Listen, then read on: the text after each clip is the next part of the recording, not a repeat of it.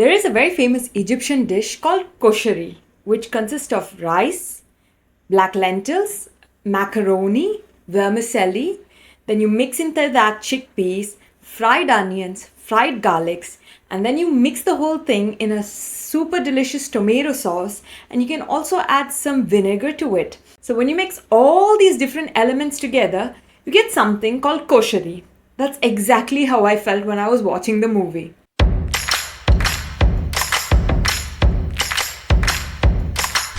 Hello everybody, welcome to Tanu's Cine Bites.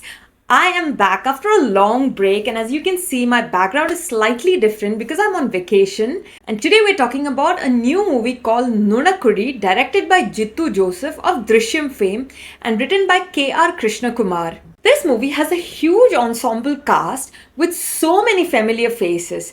There is Nikhila who is playing Ebi Zakria's angry wife. Unfortunately, she continues to just play an angry wife with very limited scenes, just like her previous movie.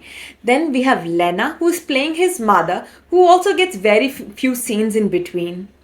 We get to also see Shyam Mohan, the just kidding guy from Premalu, in again very limited 1 or 2 scenes.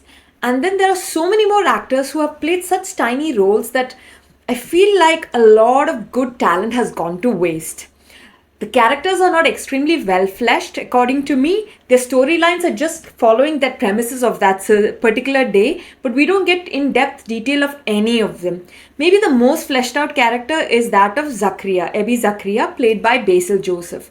You kind of understand why his character is like this because you see he's a spoiled guy. When it comes to the role of Grace Antony, I was expecting a much more interesting role for her, because she's acting she's acting so eccentric sometimes that I wish I got to know more of her reasons for this eccentricity. Has she always been like this, or is it out of the blue she just panics and starts behaving in this eccentric manner? So I actually went to see this movie with my sister, and we both came out with such polar opposite opinion about the movie.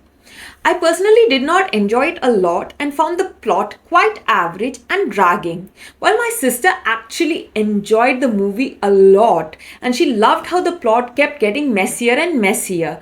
She was on the hook till the end. But for me, I felt like I was seeing it very predictable. I could see what was happening. The highlight of the movie for me was the background score, because I felt like I was watching a Tom and Jerry cartoon. There were so many twangs and sounds which deliberately made each scene become more comical, more suspenseful, more funny than it actually is.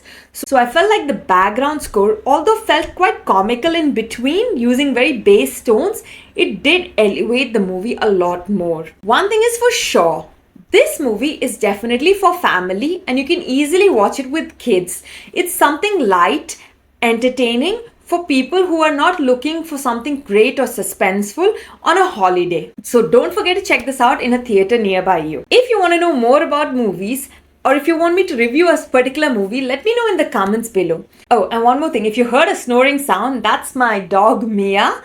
You can check out her Instagram account, Mia the Beagle Star, and the description down below. So until then, take care. Ciao, ciao.